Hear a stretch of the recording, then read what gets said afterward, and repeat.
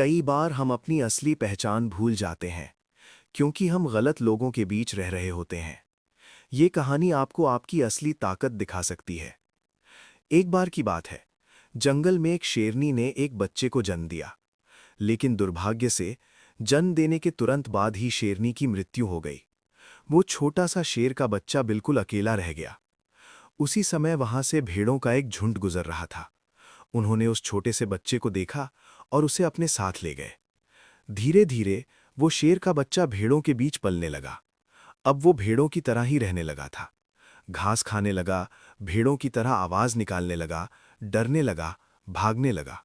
उसे ये तक नहीं पता था कि वो एक शेर है। समय बीतता गया और वो बच्चा बड़ा होकर एक जवान शेर बन गया, लेकिन सोच अभी भी भेड़ जैसी ही थी।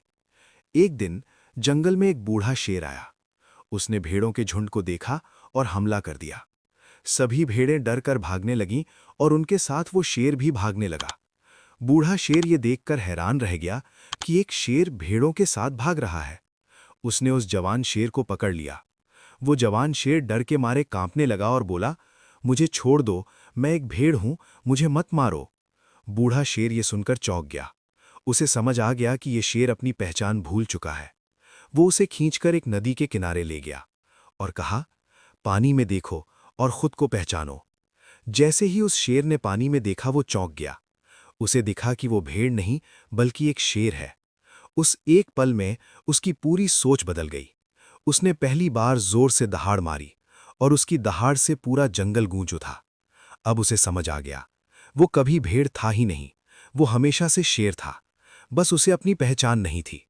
दोस्तों, हम में से बहुत से लोग उसी शेर की तरह हैं। हम अपने अंदर की ताकत भूल जाते हैं, दूसरों को देखकर खुद को छोटा समझ लेते हैं और उसी हिसाब से जीने लगते हैं। आपकी असली ताकत आपके अंदर है, लेकिन आप गलत माहौल में रहकर उसे भूल चुके हैं। जिस दिन आपने खुद को पहचान लिया, उस दिन आपकी जिंदगी बदल जाएगी।